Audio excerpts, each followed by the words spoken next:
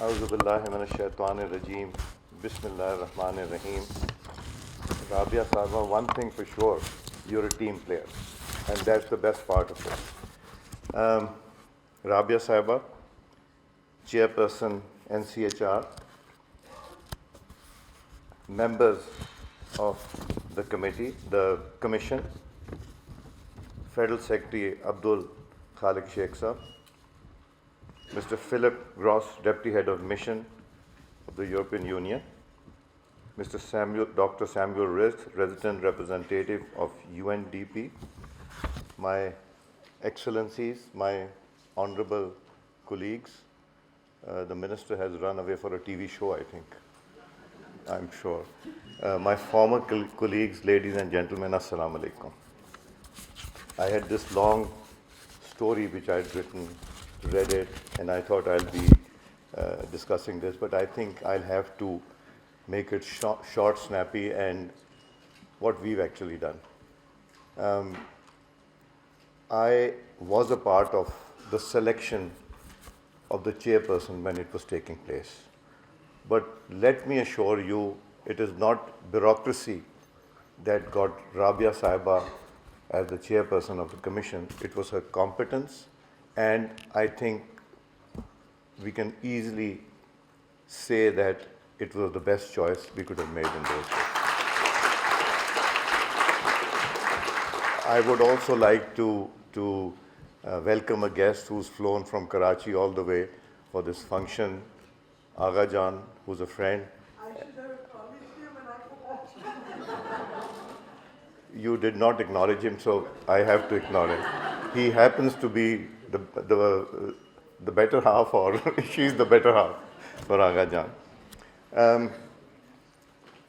We should hold ourselves accountable what we do. So let me tell you a few things which we did recently and which we've done in the past also, and what we should be doing. And then I'll just share with you what I feel is happening in the world. Short, I'll not make it long. Your presentation was very impressive. You and the Commission have done a commendable job. And usually, when these kind of commissions take place, they are established, there's always a friction between the ministry and these commissions. The good thing, what I heard from you, is that they are very supportive, and so is the government. So, thanks to the government and to the commission. I have a friend here who's a victim of human rights. He's my colleague. If he comes to my office, he meets me, he's a member of the opposition. So on social media, I think we should file a complaint with you. On social media, he becomes a target of many, and I'm talking of my friend Mr. Sher Afzal Marwat. He happens to be from the opposition, and I am one of those people who have excellent relationship with the government and opposition. But one thing I can assure you, and I'm sorry I forgot to welcome the European Union delegation also. Welcome to Pakistan. 2018 to 2022, no parliamentarian who was arrested was allowed to come to the parliament, which is a right of a member of parliament. If you are arrested, whatever the reason may be, you are supposed to be brought to parliament, where you should talk about the issues that are related to your constituency or any other, and then voting also. 2018 to 2022, it did not take place. Thank God, after 2023, when I took over, 24 March when I took over, my friend was arrested. He was arrested, and we got him into the parliament. He spoke. Other members of parliament also from the opposition had a right to speak in parliament of what happened with them. There was no restriction. The neutrality was there. The opportunity was there.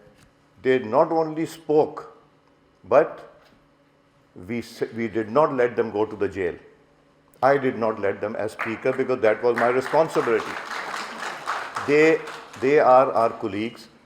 We work together on many issues. So they did not go to the jails. They were sent I declared the sub-jail, the parliament lodges where they stay as sub-jails. And they went there. They also have rights. They were given the rights. All the members who were arrested were given an opportunity to speak, and they spoke on the floor of the House. Then it was Friday, and their bail application was to be heard on Monday. A few of them came to me and said, now if you let us go, we will have to go to jail. That means Friday, Saturday, Sunday, Monday, by Tuesday or Wednesday for 5-6 days we'll be in jail. So what do? I extended the session of the parliament to accommodate my colleagues. It never happened before in the history of the country. So because they also have rights, we in the Parliament of Pakistan have established a legislative council. Now that council, the government has the law ministry and the ministries and the divisions to work for. But the opposition and the members of parliament, individually who want to bring up issues, do not have. So we established in 2013 a legislative council. You give the idea and they will prepare the bill for you that you need to bring to the parliament. That brought more productive and positive legislation. Then we have our honorable colleagues sitting here. We have established our secretariats. The Child Caucus is there. The Women Caucus, Mana Sabha, you were one of the pioneers to get it established. We have the Women Caucus. Child Caucus, now we have legislated law recently for underage marriages, protection of rights of, and then we have established a special committee for gender mainstreaming because the women are underutilized and I think they are better workers. But let me assure you, I've worked with all these females. We have another example sitting here, Asiya Nasir Sahiba. She is from a religious party, an Islamic religious party. She is from the province of Balochistan. She is a Christian, but one of the best parliamentarians I have had an encounter with. So why should we not give opportunity? I have committed, as long as I am the Speaker of the Parliament, we are going to employ about 30% of our force should be females. They work better, they can work hard, and maybe even better than men. So why should they not be given an opportunity? Our caucuses are extremely focused on the issues of women, on the issues of children, on the issues of minorities, and our committees are also quite actively pursuing these issues. And I personally encourage them that this is the way forward. We have coordinated with the provincial assemblies, including Gilgit-Baltistan and Azad Kashmir. They have also established these in these provinces so that we can coordinate, meet regularly, and we should try and improve our human rights issues.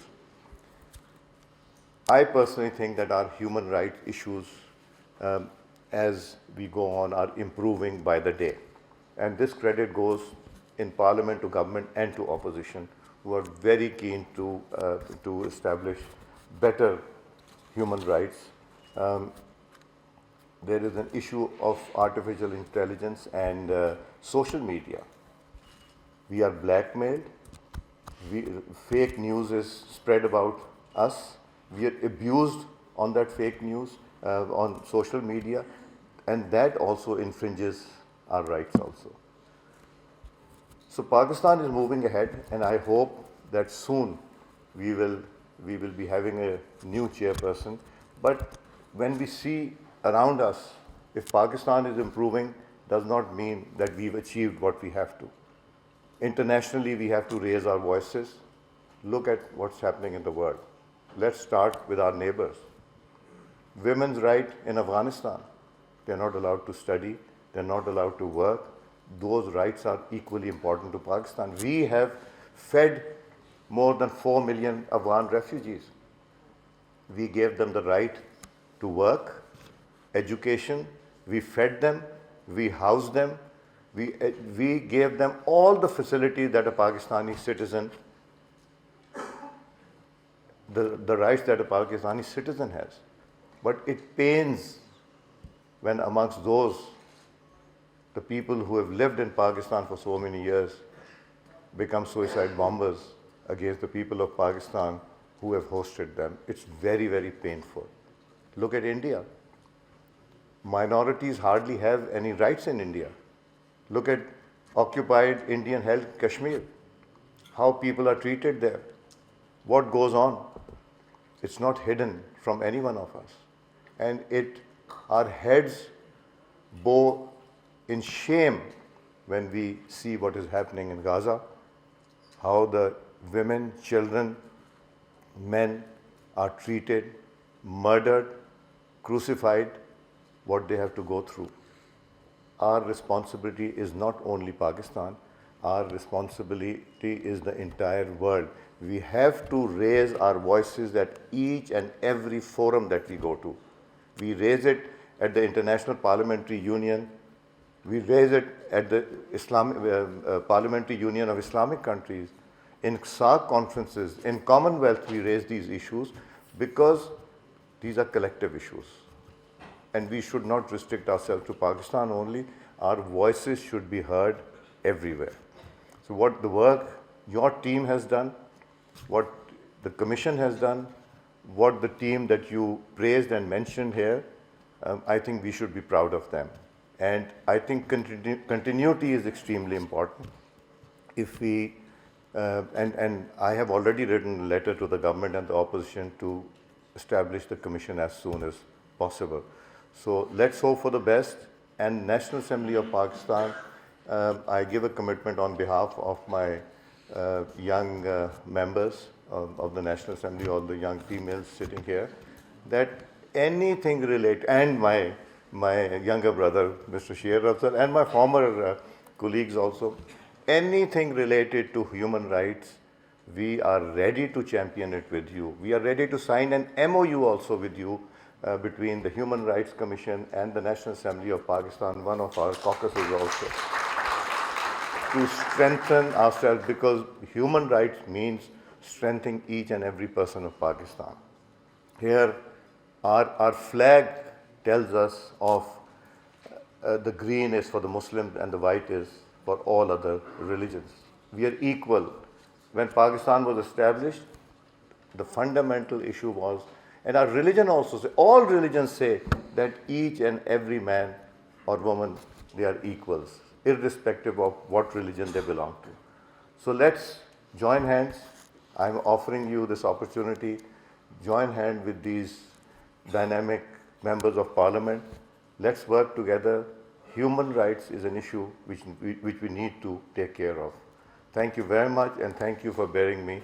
I'm not, going to read this anymore. Thank you.